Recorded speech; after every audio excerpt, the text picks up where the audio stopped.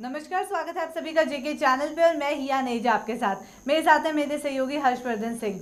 इस प्रोग्राम में हम कोशिश करते हैं कि जम्मू के टैलेंट से आपकी मुलाकात करवाएं। यूजुअली हम सिंगर्स बुलाते हैं, थिएटर आर्टिस्ट बुलाते हैं, बहुत सारे जो टैलेंटेड लोग हैं उन्हें बुलाते हैं हर्ष इस प्रोग्राम में, ताकि उनकी मुलाकात जो है वो लोगों से करवाई जाए और क्या कुछ टैलेंट है वो भी दुनिया को दिखाया जाए। पर आज जो गेस्ट हमारे साथ आए हैं वो कोई सिंगर, डांसर, एक्टर नहीं है, पर जो भी वो काम कर रहे हैं वो डेफिनेटली काबिल तारीफ़ है। और अगर उनकी इंट्रोडक्शन दूँ तो शायद ये पूरा प्रोग्राम इंट्रोडक्शन में ही चला जाए और उनसे बात ही नहीं हो पाएगी हमारी, क्योंकि उन्होंने बहुत सारे काम किए हैं। तो आइए डायरेक्टली उन्हीं से बात करते हैं। सबसे पहले तो गुनीत, स्वागत है आपका जेके चैनल पे। नमस्कार ma'am, thank you so much for inviting.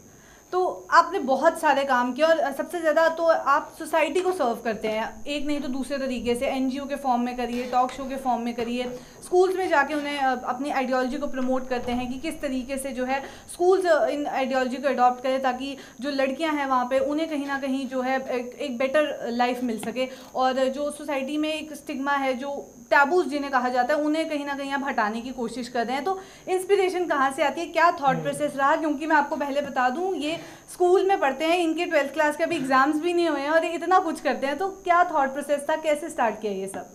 Thank you so much ma'am. Ma'am बात ऐसी रहती है, इंस्पिरेशन, रोल मॉडल्स। हम बात करते हैं कि हमारा इंस्पिरेशन कौन था, रोल मॉडल कौन था।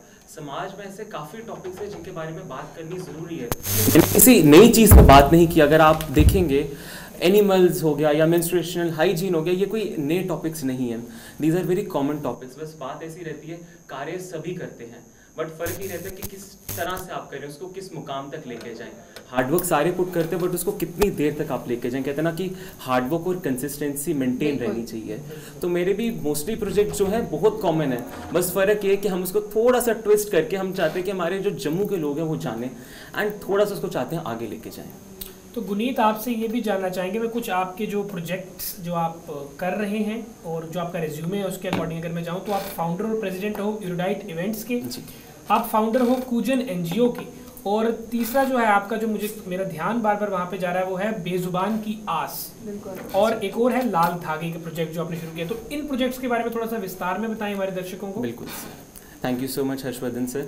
अगर मैं स्टार्टिंग से ही बात करूं, एरोडाइट इवेंट्स, आई स्टिल रिमेंबर 2019 में हमने स्टार्ट किया था एरोडाइट के नाम से एजुकेशनल इवेंट्स। हमने इस पर डिबेट्स पे खासकर ध्यान दिया बच्चों के लिए।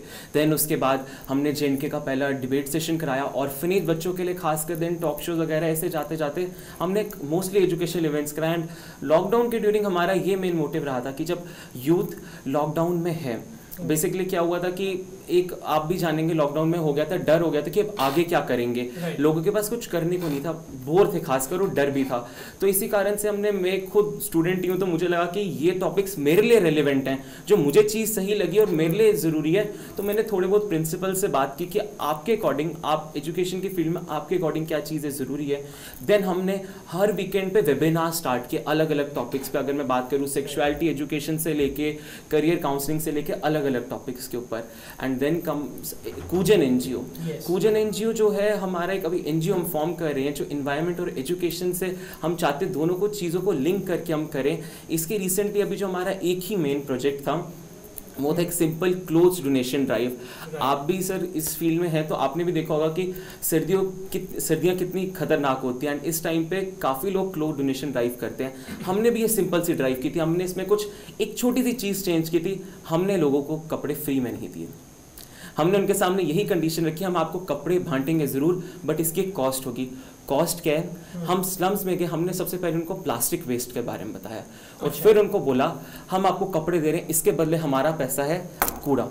क्योंकि स्लम्स में मोस्टली ये होता है कि जो चूल्हे होते हैं वो उसके अंदर प्लास्टिक वेस्ट जला देते हैं या तो मिट्टी के अंदर दबा देते हैं। ये सही तरीका नहीं है। उनको ये भी समझाना था कि प्लास्टिक जो है काले सोने की तरह होता है। आप ये समझिए, हमने आपके साथ बाटा सिस्टम कि आपको कपड़े मिल रहे हैं प्लास्टिक के बदले, इसीलिए प्लास्टिक वैल्यूएबल सब्सटेंसेस को ऐसे जला के या ऐसे नहीं, हमारे इन्वायरमेंट पे ही हो रहे हैं। देन हमने जो उनसे प्लास्टिक कलेक्ट किया, हमने यूएनडीपी के इधर बिश्ना वाली साइड, मेरे हिसाब से उधर एक इनका वेस्ट मैनेजमेंट सेंटर है जहाँ पे प्लास्टिक वेस्ट को प्रोसेस किया जाता है। हमने ये उधर दिया कि वहाँ पे इसको प्रोसेस किया जाए। देन कमिंग टू बेजुबान की आस, इट्स एन सिंपल प्रोजेक्ट जो हम इस एकेडमिक सेशन से स्कूल्स में इम्प्लीमेंट करा रहे हैं। जो स्कूल इसको अडॉप्ट कर रहे हैं, सिंपल सी एक्टिविटी है एनिमल वेलफेयर के रिगार्डिंग। हम सारे काम करते हैं इंसानों के लिए ये वो, बट बेजुबानों के लिए इतना नहीं देख पाते।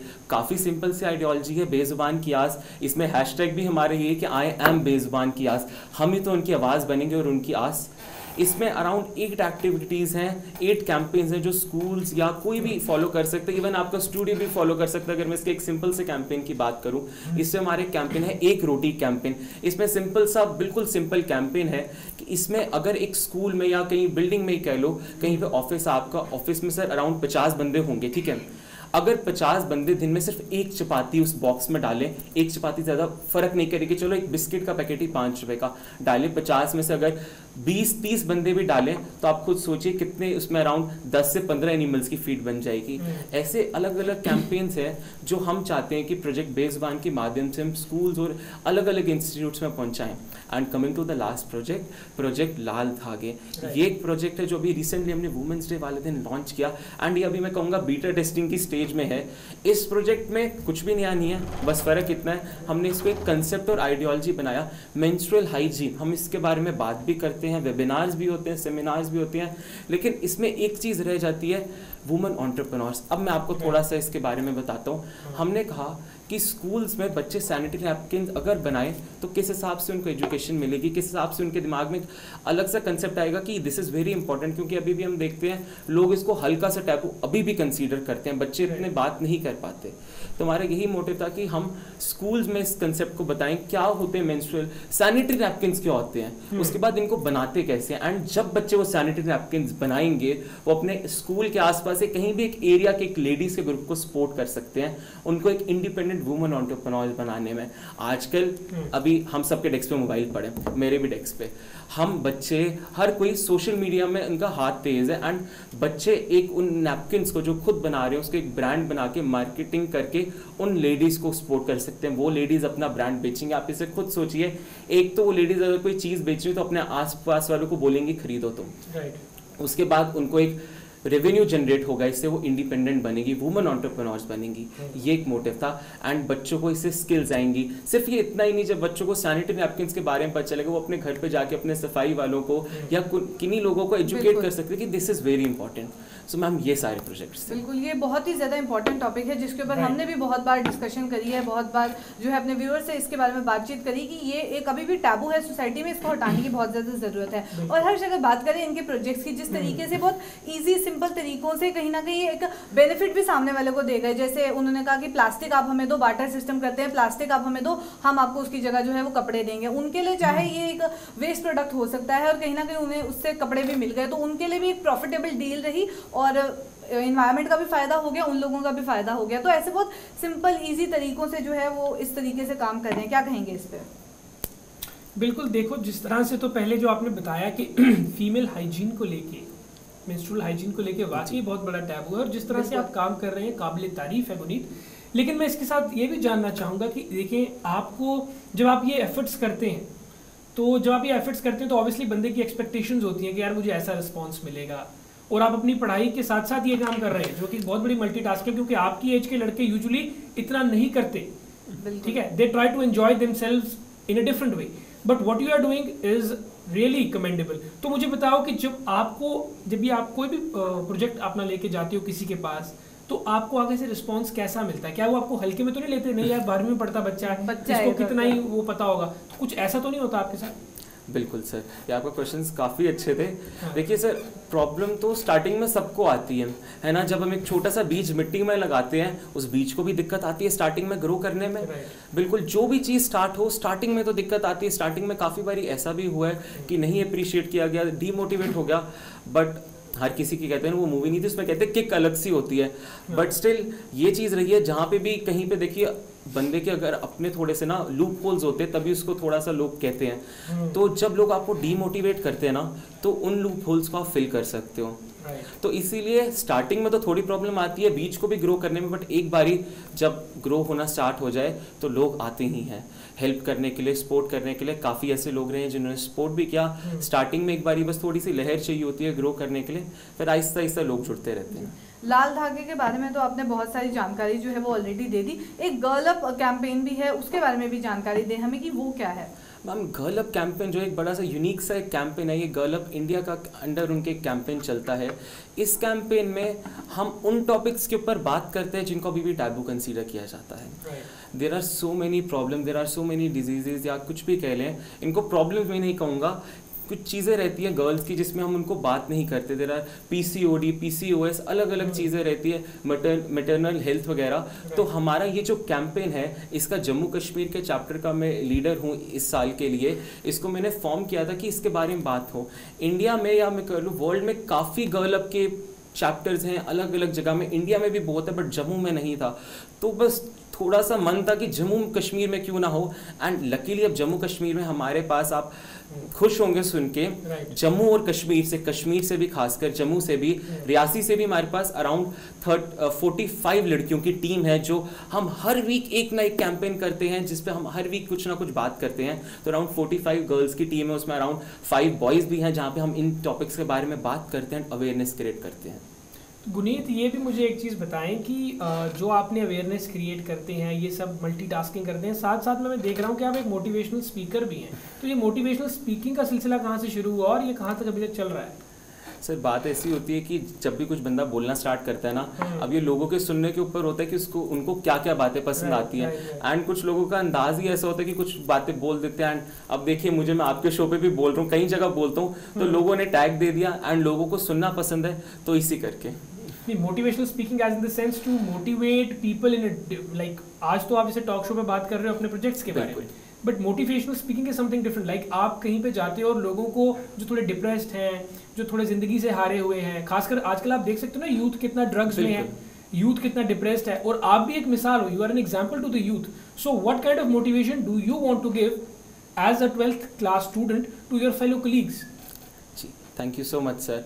अगर मैं बात करूँ जिन टॉपिक्स के बारे में बात करता हूँ, जिन टॉपिक्स के बारे में मुझे इनवाइट किया जाता है बात करने के लिए, अभी मैं इतना बड़ा हुआ नहीं हूँ जो इतना मैं कहूँ कि I am a proper motivational speaker. हाँ, बट मैं छोटी छोटी टिप्पणियाँ दे देता हूँ कभी कभार। मेरा खासकर ये रहता है यूथ के रिलेटेड। अगर मैं मेंटल हेल्थ की बात करूँ, जो आपने बात की, आई स्टिल रिमेंबर एक मेंटल हेल्थ का मैंने पॉडकास्ट किया था, उसमें हमने ह्यूमन कोकून के ऊपर बात की थी कि सोशल मीडिया, जब हम लॉकडाउन में थे, हम लोगों ने अपने आप को मोबाइल के सर्कल में डाल लिया था। सोशल मीडिया, ह्यूमन कोकून बना लिए थे कि सोशल मीडिया तक की हमारी प्रोफाइल है। हम लोगों को सोशल मीडिया पे देखते थे कि ये इतना कुछ कर रहे हैं, हम कुछ नहीं कर रहे, डिप्रेशन आता। तो आई रिमेंबर हमने गीली मिट्टी पॉडकास्ट में ये बात की थी कि किस तरह से रियलिटी, रियल लाइफ और रियल लाइफ में फ़र्क होता है। हम लोगों को काफ़ी लगता है कि हम डिप्रेस्ड हैं या हमारे पास ये चीज़ें नहीं है। इसी से मुझे याद आया, बाबा बुल्ले शाह से किसी ने एक बारी लाइफ में पूछा था कि आप इतनी कम चीज़ों के साथ भी खुश कैसे रह सकते। तो बाबा बुल्ले शाह ने कहा था कि चढ़दे सूरज टलदे वेखे, बुझदे रीवे बलदे वेखे, जिना था जगते ना कोई, ओ भी पुत्र पलदे वेखे। बिल्कुल सर, लाइफ में छोटी छोटी चीज़ों की खुशियाँ बहुत इंपॉर्टेंट होती हैं। हम क्या करते हैं कि बड़ी खुशियों के पीछे छोटी खुशियाँ भूल जाते हैं। This is very important. हम अपने आप को प्यार करें, पॉजिटिवली अफर्म करें। जब दिन में हम सुबह उठते हैं कि बोले कि yes we can do it, क्योंकि आजकल मैं बात बोलूँ, कंपटीशन बहुत ही ज़्यादा है। एंड पेरेंट्स में क्या बोलूँ, पेरेंटिंग की ओर बढ़ गए हैं।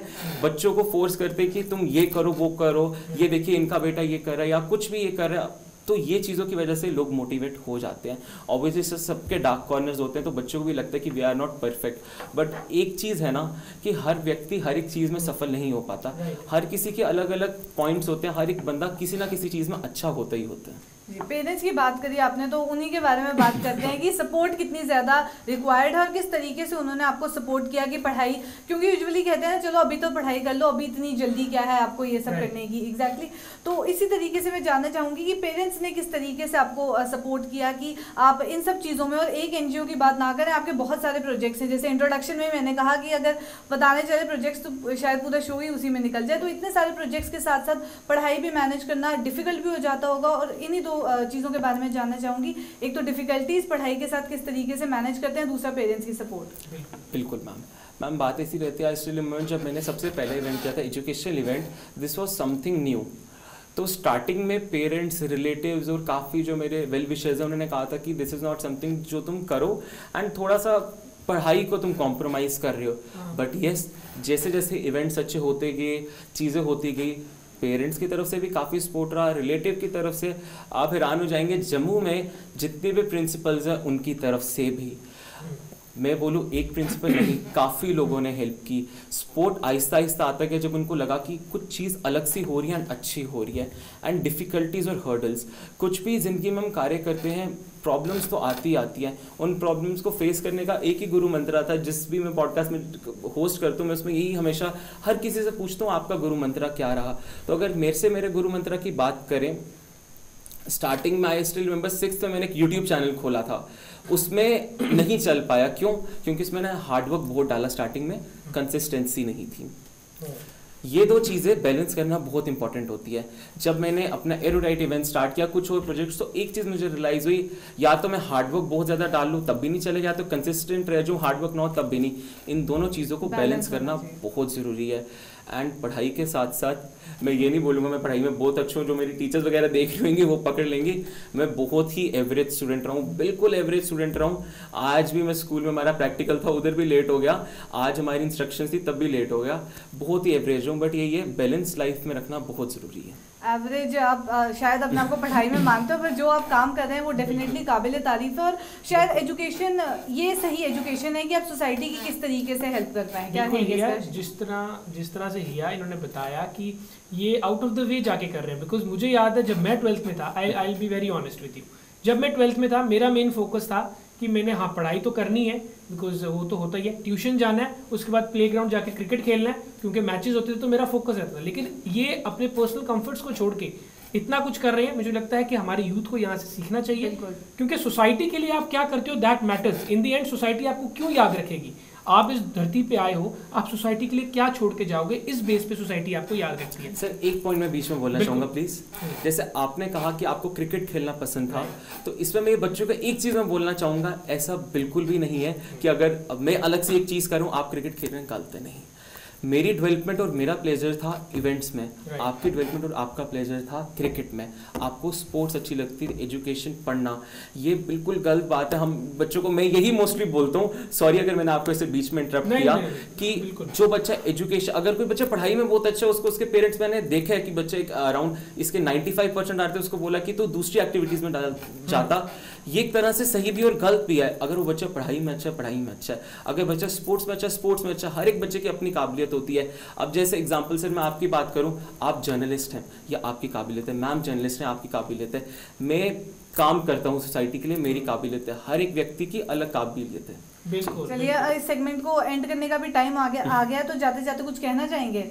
कंसिस्टेंसी की जैसे आपने बात की कि कंसिस्टेंट रहना कितना ज़रूरी है, आई स्टिल रिमेंबर दैट। तो किसी भी फील्ड में आप हो, उसमें कंसिस्टेंट रहना बहुत ज़रूरी है। इसी के साथ अपने यूथ के लिए एक फाइनल मैसेज प्लीज़ देते जाएं।